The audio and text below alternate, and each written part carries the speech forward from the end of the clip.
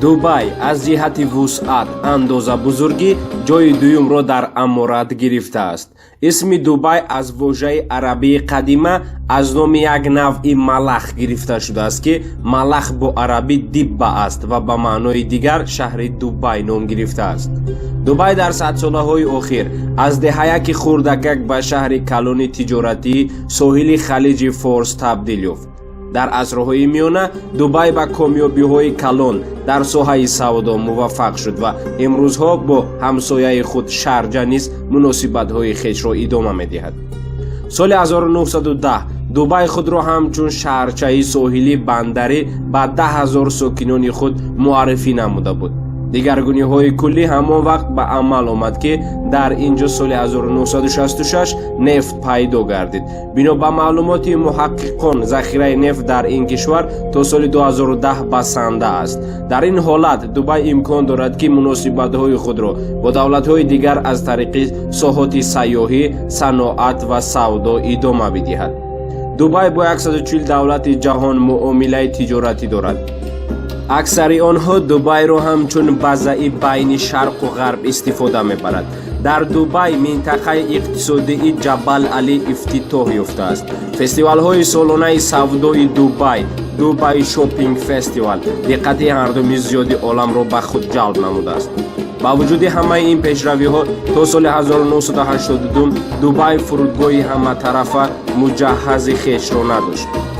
танҳо ҳафтае 3 маротиба тайёраҳо дар майдони ҳавоӣ ки ба шоҳигарии британияи кабир мутааллиқ буд фуруд меомаданд.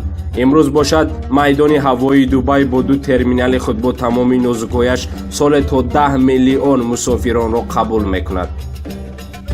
иқлими дубай субтропикии хушк аст. аз 365 рӯз қариб 360 рӯзаш офтобист.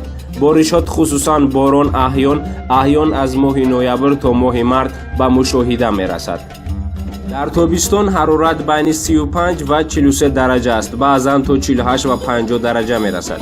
бинобар он гузоштани кондитсионерҳо дар мошинҳову бозор ва мағозаҳои шахсиву хусусӣ ба хотири мардум фаромӯш нгаштааст.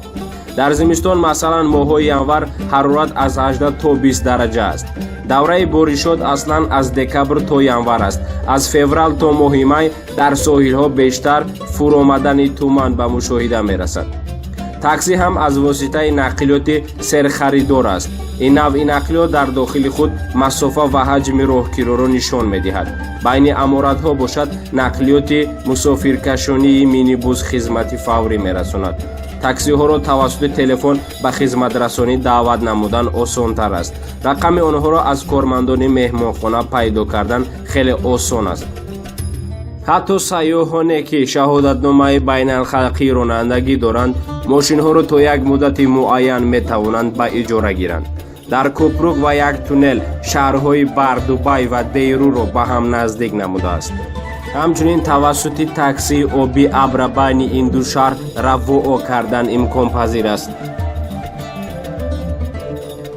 полисияи дубай бо як навъи мошин ки истеҳсоли ҷопон мебошад бо муҳаррики V8 муҷаҳҳаз буда дар 1 соат 270 километрро тай мекунад. дар 4.5 сонияи аввал аллакай суръати ҳаракаташ аз 100 зиёд мешавад, аммо ба ҳамаи ин нигоҳ накарда полиси дубай боз бо нақлиёти варзишӣ нисбатан навтар таъмин гардид.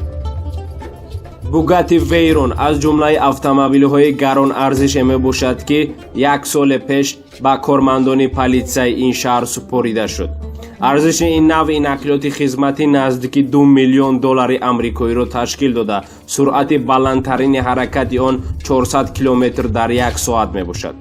аммо саволе ба миён меояд ки чаро политсияи дубай миллионҳо долларро барои харидории чунин мошинҳои гаронарзиш сарф мекунад.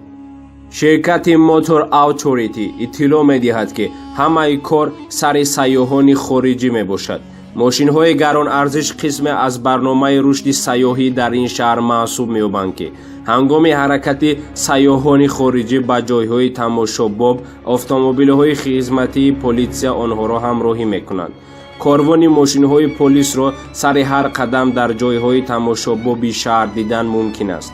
масалан онҳо дар назди бинои осмонбуси бурҷ ар-халифа ҳамеша гаштугузор мекунанд.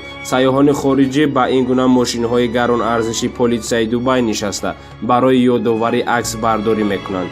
чунин ташаббускориҳои ҳукумати ин шаҳри тараққӣ карда ба хотири муаррифии Дубай ҳамчун шаҳри зебои дунё ва ба даст овардани фоидаи зиёд аз сайёҳони хориҷӣ амалӣ карда мешавад.